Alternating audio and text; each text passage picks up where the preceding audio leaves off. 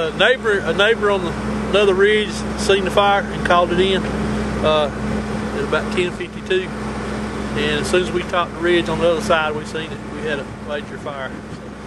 The gear's freezing. The terrain getting in here was terrible, but you've seen that.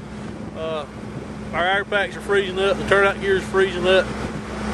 The wind's been up 20 and 30 mile an hour up here. We're at about 3,400 feet on this mountain, so the elements has really been against us on this fire. We're used to this kind of terrain, so we have a lot of stuff we just have to bring it in separate from what we do on the regular fires. Because of the terrain, we have another all-wheel drive engine at the bottom of the mountain in the event something happens.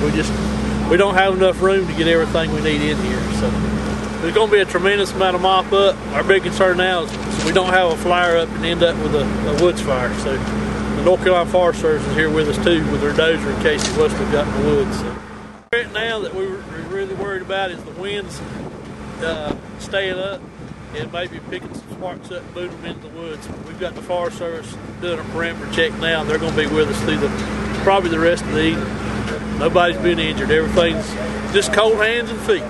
Everything's trucked into this area, so we're filling tankers. The larger tankers, the 3,000 gallon tankers, are hauling it up to the smaller tankers, and the smaller ones are making it into rough terrain. So we're having to handle our water twice just to get it to us.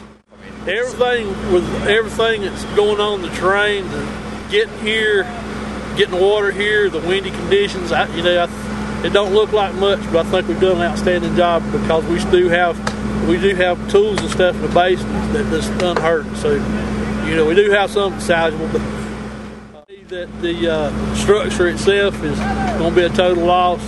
There is some contents in the first level that's salvageable, and they're taking precautionary measures to cover those up, move them out now. I would say the fire started on the south end of the structure, backside from here.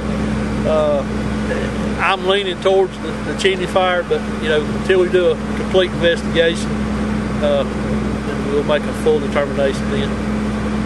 People really turn their fireplaces up, their wood stoves up, and the creosotes build up. So as they increase the heat in the stoves, it causes more problems. So, and I think a lot more people this year are using wood stoves, which may increase our fire load for the year.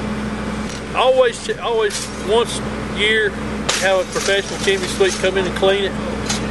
Check your chimney, check for cracks, and make sure you use somebody that's nationally certified so you know that they've got the training and the equipment to check it well. And then halfway through the year, or once a month, I recommend you go up on your roof and look at yourself. Make sure you don't have a creosote buildup, because the buildup is what gets you in trouble. Once it gets built up, it cracks the liners, it gets into the walls. It's cheaper to have a chimney sweep come out than it is to have something like this where you got probably a $300,000 or $400,000 loss.